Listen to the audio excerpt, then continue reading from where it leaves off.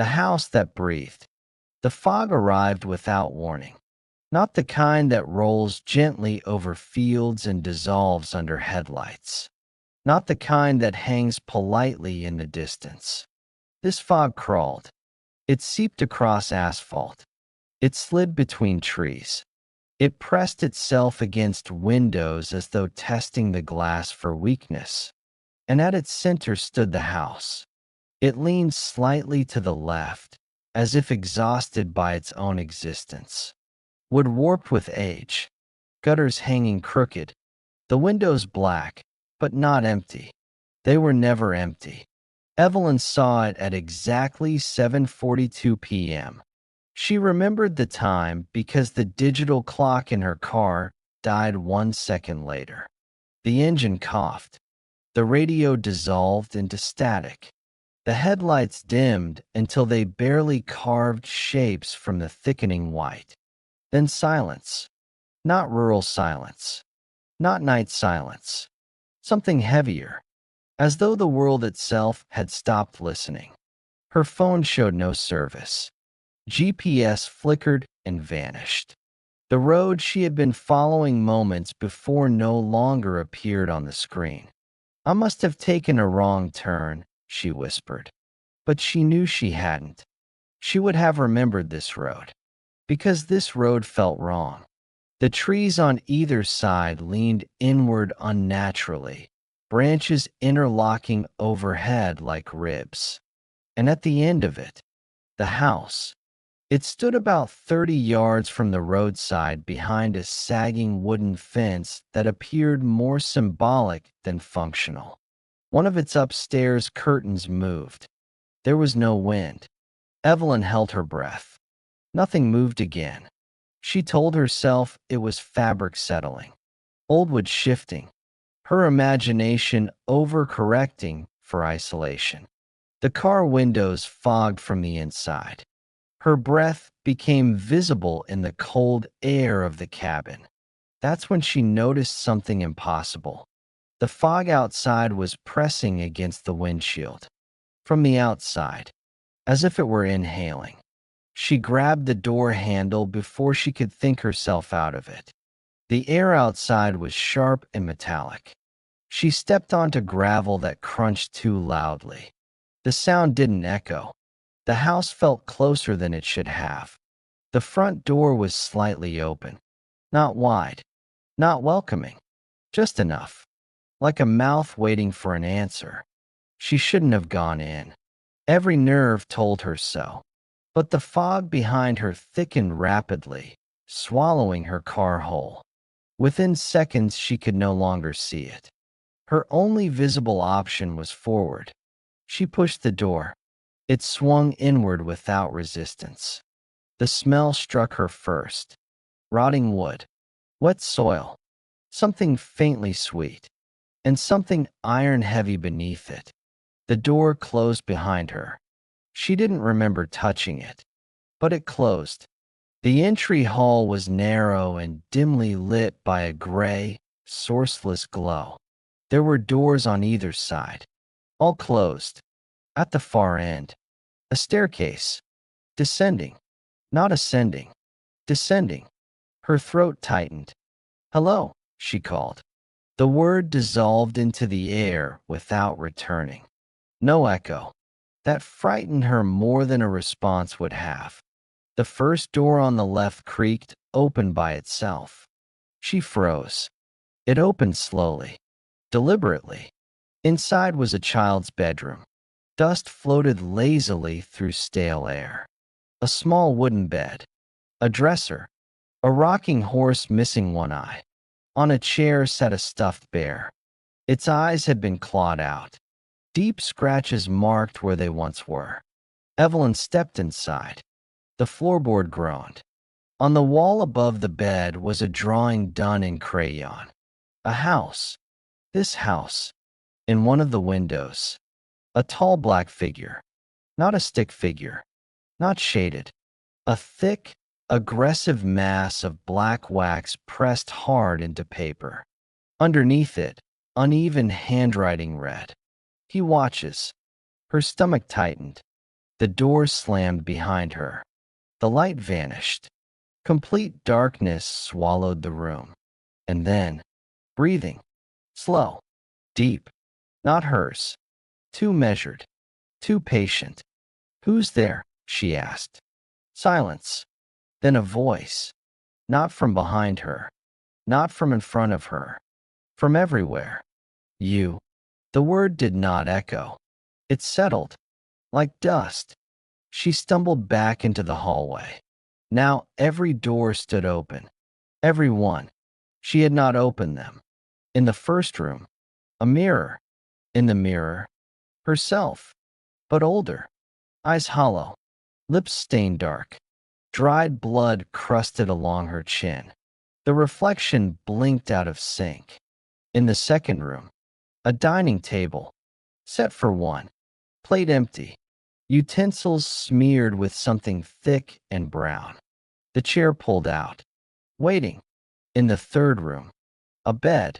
Someone lay beneath a white sheet, the shape unmistakable. Human. Still. Too still. The sheet rose slightly, not with breath, but with something shifting underneath. "This isn't real," she whispered. The voice answered again. "Everything here is real." The staircase at the end of the hall seemed deeper now. Longer. Steeper. She descended. Each step protested under her weight. The air grew colder. Damp. The walls in the basement glistened. Not with condensation. With something thicker. In the center of the basement stood a wooden chair. On it, a flashlight, already on, its beam aimed at the far wall. Evelyn picked it up. Her hands trembled. The beam illuminated footprints. Bare, wet. They crossed the floor, toward the wall, and continued. Into it, not stopping at it. Into it, as though the wall were soft. Breathing. The surface began to pulse. Once, twice, 3 times. A dull, wet sound echoed from within. She understood then. The house was not old. It was not abandoned. It was not haunted. It was alive. And she was inside it. Inside its lungs. The wall split open. Not with cracking plaster. With parting flesh. A seam forming down its center. It inhaled, and the basement floor dipped slightly beneath her feet. The voice returned. Not loud, not threatening. Hungry. "You came back." Her blood ran cold. "I've never been here," she said. The wall exhaled. "You always come back." Behind her, the stairs vanished. There was only wall now. Smooth. Pulsing. Alive. The flashlight flickered. In its trembling beam, she saw something forming inside the split wall. A shape pushing outward. Tall. Thin. Black. Featureless except for 2 shallow indentations where eyes should have been. They were not eyes. They were absence. And they were fixed on her. The house inhaled again. This time, she felt it inside her chest. Her breath sinking with its rhythm. Her lungs tightening. Matching. Adapting. The figure tilted its head. A wet sound followed. Almost like curiosity. "You left," it said. Her heart slammed against her ribs. "I don't know you." The figure's surface rippled. "You did." The flashlight died. Darkness swallowed everything. But she could still hear it. Feel it. Closer now. Not walking. Sliding. Like shadow peeling itself free from structure. Something brushed her shoulder. Cold. Then, a whisper against her ear. "Stay." And somewhere deep within the house, something began to crawl. Darkness did not fall. It settled. Thick. Wet. Close. Evelyn could no longer tell whether her eyes were open. But she could hear it. The house breathing. Slow. Expansive. Deliberate. Inhale. The walls tightened. Exhale. The floor softened. She placed her hand against what she thought was stone. It pulsed, warm, like muscle. Her own breathing began to match it without her permission. She tried to inhale quickly. The house slowed her. She tried to hold her breath. The air forced itself in. "You don't control this," the voice murmured. It wasn't near her ear anymore. It was inside her skull. She stepped backward. Her foot hit something. Wood. The chair. The flashlight rolled across the floor and clicked uselessly. There was no light. Only texture. Only sound. And something else. Movement. Not from the tall figure. From below. A scraping. Wet and deliberate. Something crawling inside the walls. Not in the house. Inside it. Between its layers. Evelyn swallowed. "What do you want?" she asked. Silence. Then, memory. A faint glow began to form in the darkness. Not white. Not yellow. Red. Soft at first. Then stronger. It bled through the walls like light through skin. And suddenly she wasn't in the basement anymore. She stood in a hallway she recognized. Not this house. Her childhood home. The wallpaper was the same faded blue. The carpet worn thin in the middle. The framed photograph of her and her mother still crooked on the wall. "No," she whispered. The air smelled like her childhood. Laundry detergent. Dust. Old wood. Her bedroom door was half open. She knew what she would see inside. She didn't want to see it. The voice spoke again. "You remember." The door creaked wider. Inside, a younger version of herself sat on the floor. 10 years old. Knees pulled to her chest. Crying silently. And outside the bedroom door. Footsteps. Heavy. Slow. Unsteady. Her father's voice. Drunk. Angry. Evelyn felt the air leave her lungs. "This isn't real." The voice corrected her gently. "It is." The footsteps approached the door. Her younger self froze. The handle turned slowly. Evelyn tried to move. She couldn't. She was forced to watch. The door opened. The memory fractured. Not like glass. Like flesh being torn. The hallway stretched. The walls bent inward. The red light deepened. The father's face distorted. Mouth too wide. Eyes too empty. His shadow elongated unnaturally. It crawled across the floor before he did. "You never left," the house whispered. The memory shifted again. Now she was older. 17. Standing in the kitchen. Her father lying on the floor. Not moving. The bottle shattered beside him. Her hands shaking. Blood on her knuckles. The memory skipped. Police lights flashing. Neighbors watching. Her mother silent. Her own face blank. "You buried it," the voice said. The walls of the childhood home began to peel away. Underneath. The basement again. The living basement. The pulsing walls. The tall black figure now fully formed before her. It was not flat. It had depth. Its surface moved like oil on water. "You fed me," it said. Her voice trembled. "I was a child." The figure tilted its head. And now, the floor beneath her shifted. It softened. She sank slightly, as though standing in wet earth. The crawling sound returned. Closer. She felt it brush against her ankle. She jerked back, but there was nowhere to go. The wall behind her inhaled sharply.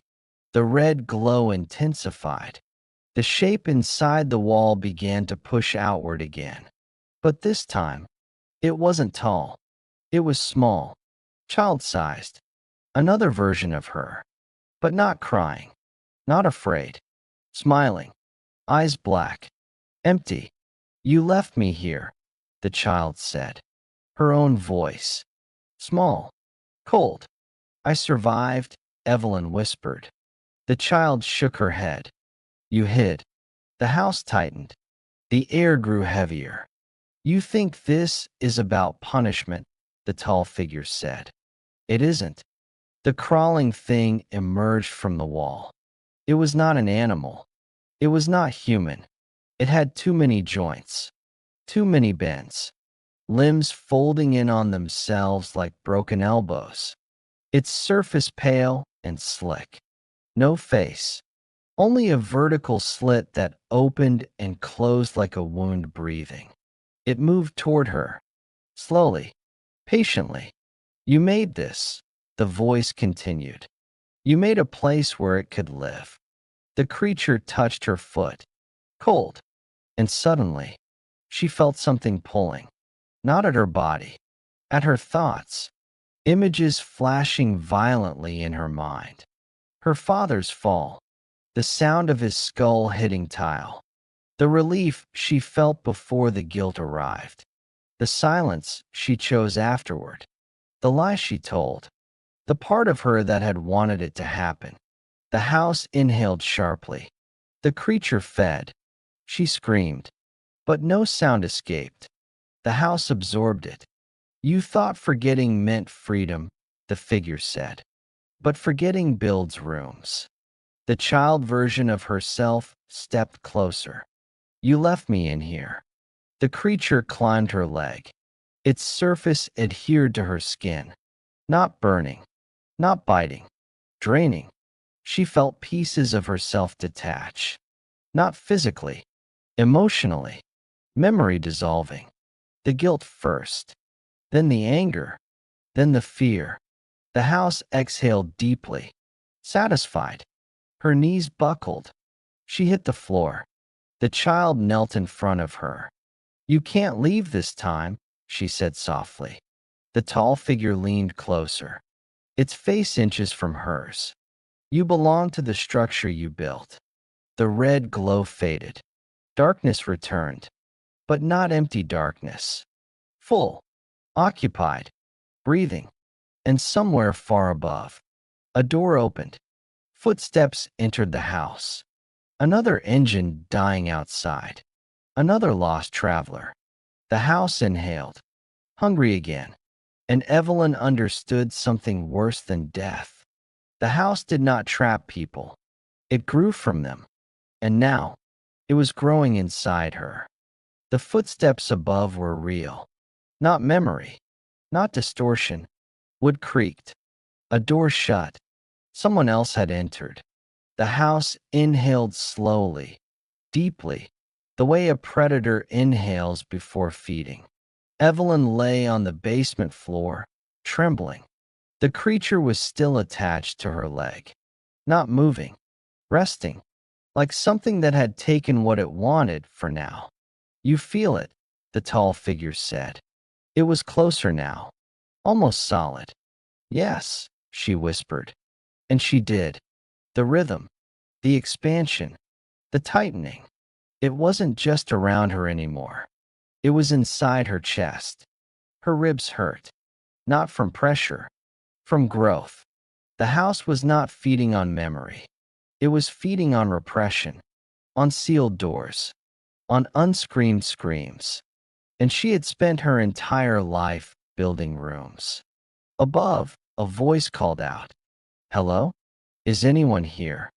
A man's voice, young, confused. Evelyn's heart lurched. "No," she tried to shout, but her mouth did not cooperate. The house did not allow warnings. "You can stop this," the child version of her said. She stood calmly in front of Evelyn, head slightly tilted. "How? Let it open." The tall figure leaned forward. "Or let it keep building." The creature on her leg tightened slightly. Not painful, claiming. Above, the man stepped further into the house. Floorboards groaned. The fog outside pressed at the windows. He was alone, just like she had been. The house pulsed. Stronger now. It wanted him. It wanted what he carried. Evelyn pushed herself up onto her elbows. The basement floor felt softer than before, almost like tissue. She realized something slowly, horribly. The basement was deeper than when she arrived. Not downward, inward. The house had grown since she entered. Her silence had fed it. Her resistance had strengthened it. "You are not trapped," the tall figure said. "You are foundation." Above, the man found the hallway. Doors began opening for him, just like they had for her. Evelyn forced herself to speak. "What happens if I open it?" The child smiled. The tall figure did not. "You collapse," it said. The creature lifted its faceless slit toward her. "And so do we." The house trembled slightly, as if it disliked the direction of the conversation. Above, the man gasped. He had found the dining room, the table, the single place setting, the chair waiting. Evelyn felt the house preparing, rooms rearranging, walls softening. It would begin with his memories soon. She closed her eyes. For the first time since entering, she stopped resisting. She let herself feel it. All of it. The night in the kitchen. The sound of her father falling. The part of her that had not tried to catch him. The relief. The shame. The years of pretending she felt only one and not the other. She did not push the memories away. She did not justify them. She did not reframe them. She let them exist. Raw. Unedited. Unburied. The house shuddered. The creature recoiled slightly. The child version of her flickered. "No," it said softly. Above, the man's footsteps slowed. Confused. The hallway no longer looked the same. Evelyn felt something tear inside her chest. Not physically, structurally. A wall breaking. The basement walls convulsed. The pulsing became erratic. "You cannot remove what you built," the tall figure said, its voice distorting. "I can stop building," she replied. The house inhaled sharply, harder than before, as if trying to force her back into silence. She let the grief rise. Let it choke her. Let it burn. She whispered into the dark. "I wanted him gone." The words felt like knives. The house screamed. Not a sound in air. A vibration in matter. Above, the man staggered as the hallway shifted. The doors slammed shut violently. The table in the dining room collapsed inward. The mirror cracked. The child in the bedroom drawing faded. The crayon black figure on the paper smeared. Evelyn gasped. The creature detached from her leg. It writhed on the floor, shrinking, drying. "You needed me," the tall figure hissed. "I needed hiding," she answered. "And I'm done." The red glow surged one last time. The walls split open along every seam. Memories poured out. Not just hers. Others. Shadows of other people who had come here. Faces twisted by things they had refused to face. Rooms built from their silence. She understood. The house wasn't a place. It was a convergence. A structure formed wherever buried truth accumulated. And tonight, it had chosen her because she had carried enough to sustain it. But it could not survive exposure. Above, the front door burst open. Cold night air poured through the structure. The fog thinned. The man stumbled outside, coughing. The house convulsed violently. The staircase reappeared for a split second. Evelyn ran. Not because she was free, but because the structure was collapsing.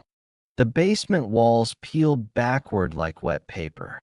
The tall figure stretched impossibly thin, its edges tearing. "You will build again," it whispered, dissolving. "Everyone does." She climbed the stairs. The hallway no longer stretched endlessly. The rooms were hollow, empty, devoid of red light, devoid of breathing. She reached the front door and stumbled into the cold night. The fog was receding. Her car stood where she left it, the engine dead, the house behind her. Still, just wood, just rot, just silence. The man stood several yards away, staring at it. You saw it too, he asked. She looked at him. He looked shaken, but intact. No, she said quietly. He frowned. You were inside. Yes. He waited. She didn't explain. The house stood in the thinning mist. For a moment, she thought she saw one curtain twitch, but it did not. The man walked away down the road. His footsteps faded. Evelyn turned back to the house. Nothing. No breath. No pulse. No red light. She waited. Minutes passed. Still nothing. The structure had no foundation now. She felt it. Not gone, but dormant. And then she understood the final truth. The house did not live in wood. It lived in silence. If she buried it again, it would rebuild. Slowly. Somewhere. Maybe not here. Maybe not as walls, but as something else. She took a deep breath. Cold air filled her lungs. Honest air. Painful air. Real air. I won't, she whispered. And she meant it. She walked back to her car. When she turned the key, the engine started immediately. The clock blinked 7:43 p.m. Only 1 minute had passed. She drove away without looking back. The fog did not follow. The road returned to normal. Trees no longer leaned inward. By the time she reached the highway, the night felt ordinary. But something inside her felt permanently rearranged. Not empty, not haunted, open, and somewhere far away. In another place, in another mind, in someone who had not yet decided to open the door. A floorboard creaked. A wall inhaled. A house began to breathe.